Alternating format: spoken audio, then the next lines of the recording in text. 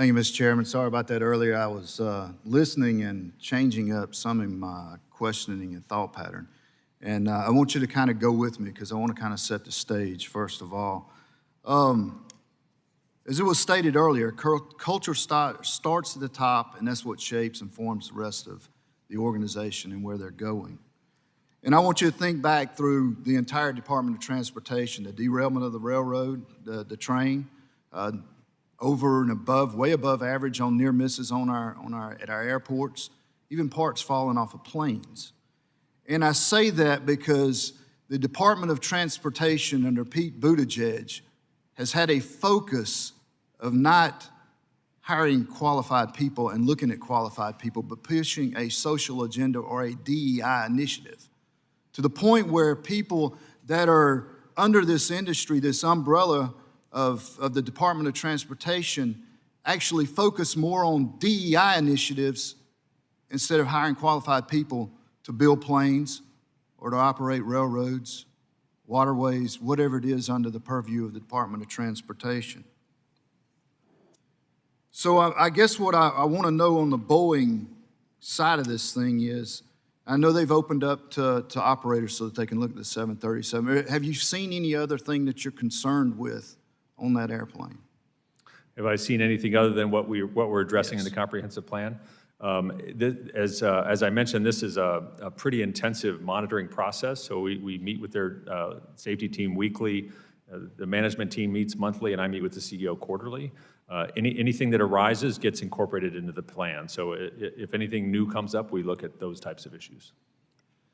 You know, safety. I've heard that numerous times, and we hadn't even been in the meeting here 30 minutes or so. So that's the focus. And I want to kind of look at one other quick thing before I'm finished.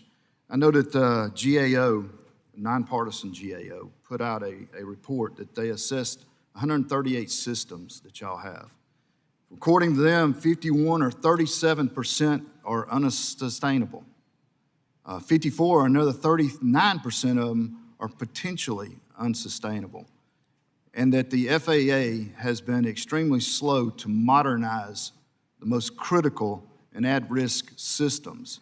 Now, we're sitting here talking about Boeing, but you've also got a lot of things at risk in the FAA. And I'm just curious, where's our initiative and where's our push on that to get this fixed? I think the FAA facilities have been somewhat famously underinvested in over the years.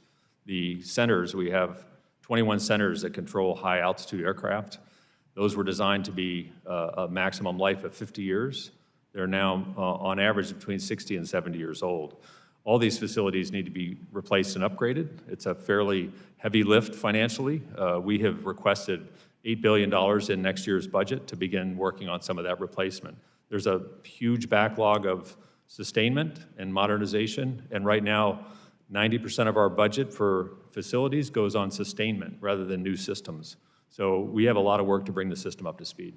I would agree. And Mr. Chairman, I brought that up, and I want you to understand where I look at this thing. I go back to the focus of the Department of Transportation overall, and the focus is in the wrong area. Instead of us focusing on making sure that we have the safest planes and the safest waterways and railroads and airports and hiring qualified people to do that, this administration and that agency are focused on social agendas. And they don't have their focus on making sure that we keep people safe. And that, to me, is the bigger issue that we have underlying right here, right now. And with that, Mr. Chairman, I yield back.